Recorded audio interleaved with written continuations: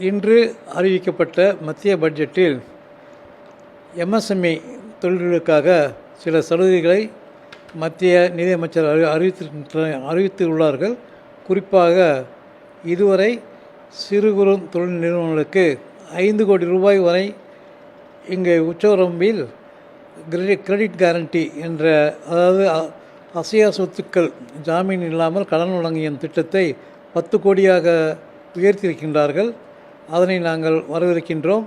அதேபோல் புதியதாக scheduled cost, scheduled tribes மற்றும் பெண்களுக்காக இன்றைக்கு 2 கோடி வரை எந்த விதமான உத்தரவாதமும் இல்லாமல் கடன் உதவி வழங்குவதற்கு அறிவிப்பு வந்திருக்கின்றது.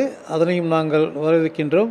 அதே சமயத்தில் இன்றைக்கு வருமான வரி பொறுத்த வரைக்கும் 12 லட்சம் ரூபாய் வரை வரி விலக்கு என்பது சம்பளம் வாங்கக்கூடியவர்களுக்கு தான் கொடுக்கப்பட்டிருக்கின்றது.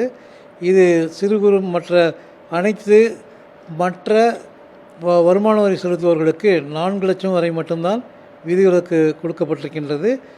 4 லட்சத்திலிருந்து 8 லட்சம் வரைக்கும் 5% வரி வருமான வரியும், 8 முதல் 12 வரை 10%, 12லிருந்து 16 வரை 15%, 16லிருந்து 20 வரைக்கும் 20%, 20க்கு மேல் வரக்கூடியவர்களுக்கு 25% என்று உயர்த்தியிருக்கின்றார்கள். இதை குறைக்க வேண்டும் என்று நாங்கள் எம்எஸ்எம்இ நிறுவனம் சார்பாக கேட்டுக்கொள்கின்றோம். அதே சமயத்தில் இன்றைக்கு அணுசக்தி மின்சார உற்பத்திக்காக கிட்டத்தட்ட 20,000 கோடி ஒதுக்கீடு செய்திருக்கின்றார்கள். இதனை மிகவும் வரவேற்கத்தக்கது. அதன் மூலம் மின்சாரம் உற்பத்தி செய்கின்ற போது நிச்சயமாக மின் கட்டணம் எங்களுக்கு குறையும் என்று நாங்கள் எதிர்பார்க்கின்றோம். அதற்கு நாங்கள் நன்றியினை தெரிவித்துக் கொள்கின்றோம். அதேபோல் இன்றைக்கு செயற்கை நுண்ணறிவுக்காக 500 கோடி ரூபாய் ஒதுக்கீடு செய்யப்பட்டிருக்கிற ஆர்டிஃபிஷியல் இன்டெலிஜென்ஸ், அதையும் நாங்கள் வரவேற்கின்றோம்.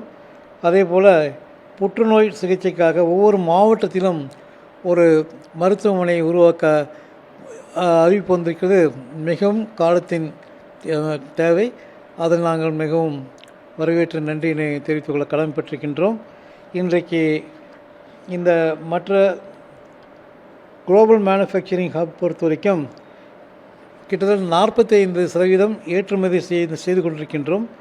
இதனை தற்போது மத்திய அரசு பல சலுகைகள் கொடுப்பதாக சொல்லியிருக்கின்றார்கள். முழுமையான பட்ஜெட் விவரங்கள் வந்தால்தான் அது எந்த விதத்தில் அவர்கள் எங்களை ஏற்றுமதி ஊக்குவிப்பார்கள் என்று தெரியும்.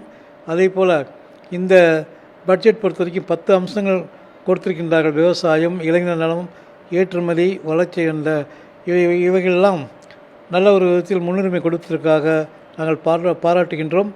அதே போல் மாடிஃபைடு இன்ட்ரெஸ்ட் சப்வென்ஷன், அதாவது வட்டி விகிதத்தை இன்றைக்கு இதுவரை 3 லட்சம் கோடி கொடுத்து கொண்டிருந்ததை இன்றைக்கு 5 லட்சம், இதுவரைக்கும் 3 லட்சமாக இருந்ததை 5 லட்சமாக உயர்த்தியிருக்கின்றார்கள். இது எங்களுக்கு எம்எஸ்எம்இ நிறுவனங்களுக்கு இந்த வரி சலுகை பிரயோஜனமாக இருக்கும். அதே போல் இன்றைக்கு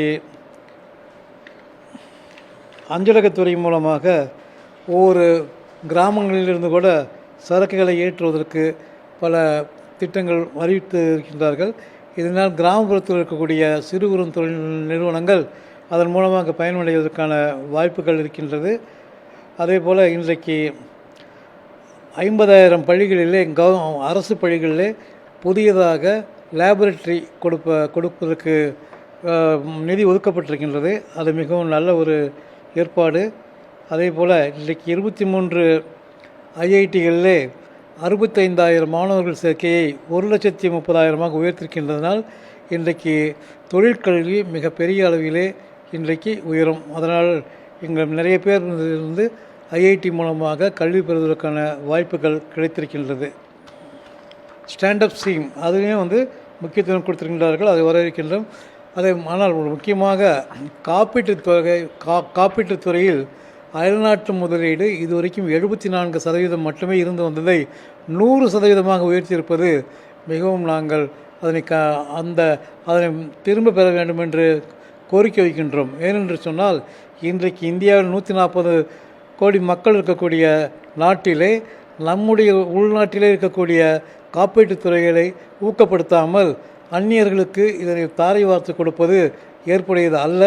எனவே இதனை மத்திய அரசு நிச்சயமாக மறுபரிசீலனை செய்ய வேண்டும் என்று கேட்டுக்கொள்கின்றோம்.